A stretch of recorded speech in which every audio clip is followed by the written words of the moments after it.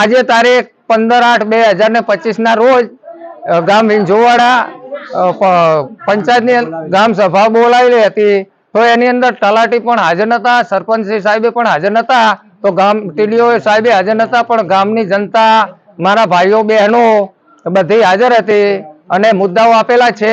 એક મેન ગામનો મુદ્દો છે ગટર લાઈન, રોડ, સ્ટ્રીટ લાઇટો, તલાવ સાફ કરાવવો, રામાપીર થી ઠેઠ કોહરા ભાઈના ઘર સુધીમાં જે સાફ સફાઈ, રોડ ઉપર પાણી ખાડા પડી ગયા છે અને જે મુદ્દા લખી આપેલા છે 9 થી 10 બહેનોએ, ગામજનોએ, તો એ મુદ્દાનું ધ્યાન રાખવાનું।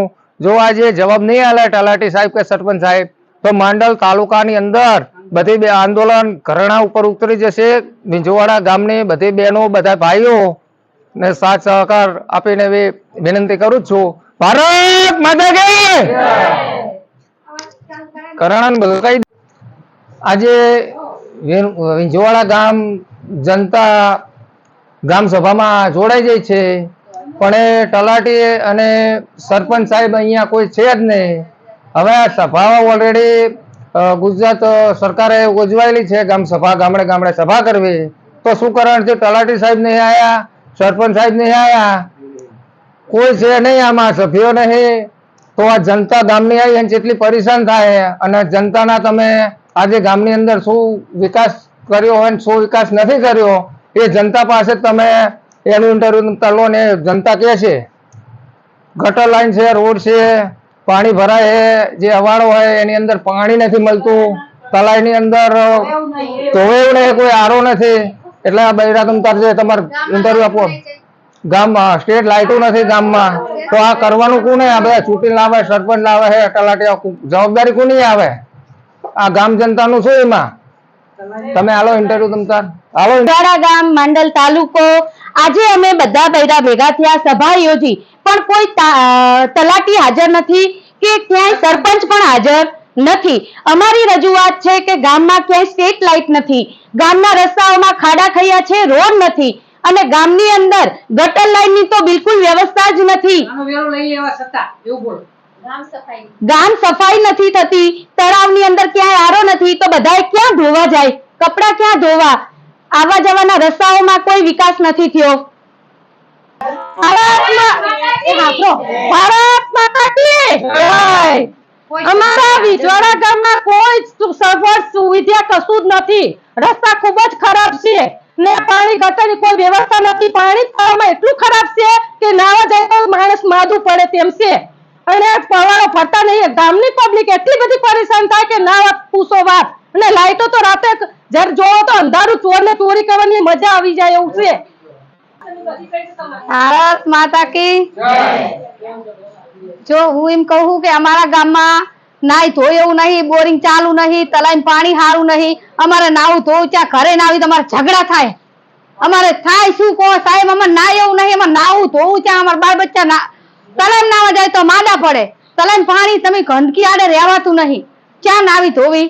તો પાણી અમારે બારે લોટો ઢોરે એવું નહીં, અમારે કરવાનું શું? અમારે ઝઘડા એવા થાય બહુ। ગટર લાઈન ની અમારે જરૂર છે, ગટર લાઈન મોકલો, રોડ તૂટી ગયેલા છે અને અમારો ભરતા નહીં, બોરિંગ ચાલુ થતો નહીં, અમે નાવી ધોવી ક્યાં આગળ? તો હે નહીં સરપંચ નું, ગામમાં સરપંચ જ નહીં, એમ જ માનવી છે, ગામ એવું જ માને કે સરપંચ નહીં, જે કોઈ પંચાયત જ છે। આજે અમારા ગામમાં તલાટી નહીં, સરપંચ નહીં, તો અમારે શું કરવાનું? અમારે બૈરાને ક્યાં જવાનું? પાણીનું ઠેકાણું નહીં, મીટિંગ ક્યાં અમારે કરવા જવાની? અમારા છોકરા નિસારે જાય તો ગાળામાં ખૂચી જાય છે, તો અમે બેસન મેળવા જવું પડે છે, તો અમે ઢોરા માણસો વાળા, મજૂરી માણસો વાળા ક્યાં જઈએ? તો એનું થોડુંક વિચાર કરો।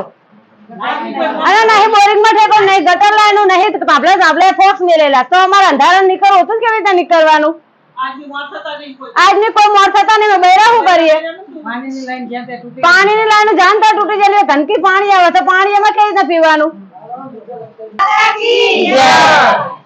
મારું ગામ વિંજવાડા, અમે માલધારી માણસો છે, અમારા ગામમાં પાણીનો બહુ ત્રાસ છે, ઢોરા પાણી પીવા ચા જાય, તલાઈ પણ કઈ સાર નહીં, બરોબર?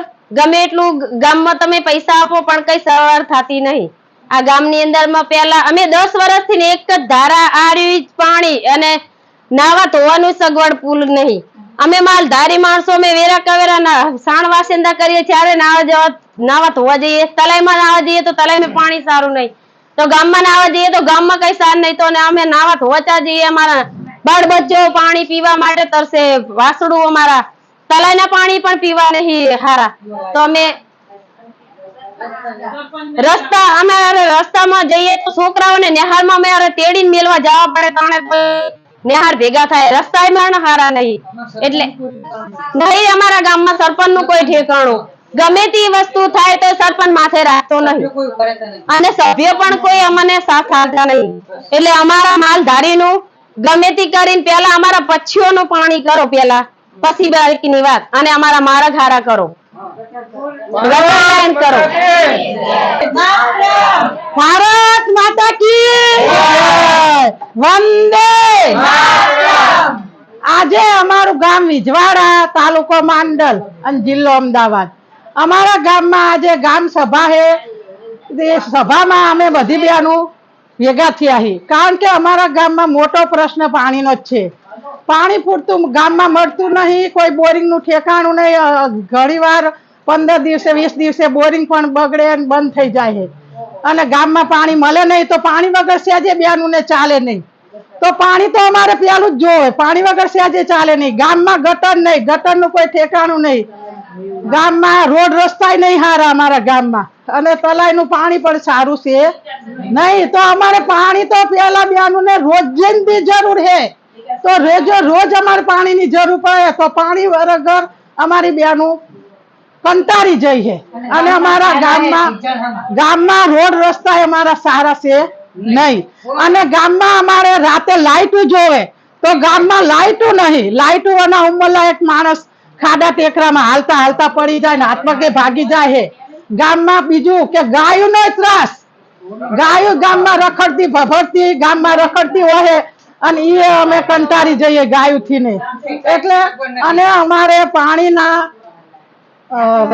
ત્યાં અમારા ખાડા હે, ગટર લાઈન નહીં. તો પ્યાલી તો અમારે ગટર લાઈન ની જરૂર છે. ગટર લાઈન હોય તો અમે ઘરે કપડા ધોઈએ. અમારે ધોવાનો પ્રશ્ન છે, રોડ નો પ્રશ્ન છે, લાઈટ નો પ્રશ્ન છે. એટલે અમારે જરૂરિયાત છે. હવે અમને સરકારને અમને એ છે કે સરકાર કઈક અમારો આ પ્રશ્ન હલ કરશે. એટલે અમારા પ્રશ્ન માટે આ સરકારની જવાબદારી છે. આજ અમે ભેગા થયા ગામ સભામાં, અને હવે અમારી બધી બહેનો ગામ સભામાં કાયમ આવશે, અને માંડલ તાલુકામાં અમારી મીટિંગ થશે. એટલે આગળ પણ અમે આવશું. એટલે આના માટે કઈક અમારો નિકાલ લાવો પાણી માટે પેલો પ્રશ્ન. અને સરપંચ નહીં, સરપંચ બહાર જ્યા હે, સરપંચ અમારા છે જ નહીં.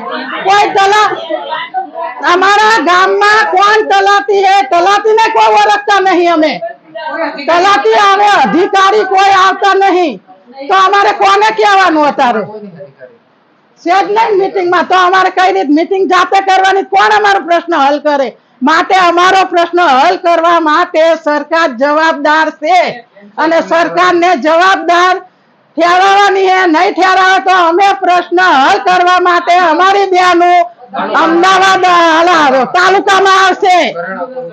એટલે અમારી બહેનો અમારો પ્રશ્ન હલ કરવા માટે સરકારનો જવાબદાર છે. અમારા ગામમાં સરપંચ મહિલા સરપંચ છે. મહિલા સરપંચ કોઈ હાજર રહેતા નથી. આથી 100 મહિના 7 મહિના થઈ ગયા, કોઈ મહિલા સરપંચ આવતી નહીં. એના પપ્પા આવે વગર સરપંચ આવી અને સહી સિક્કા બધું જે કામગીરી એના પપ્પા કરે છે. મહિલામાં અમારે 22 વર્ષની છોકરી છે, પણ એ હાજર રહેતી નહીં, બહાર જ રહે.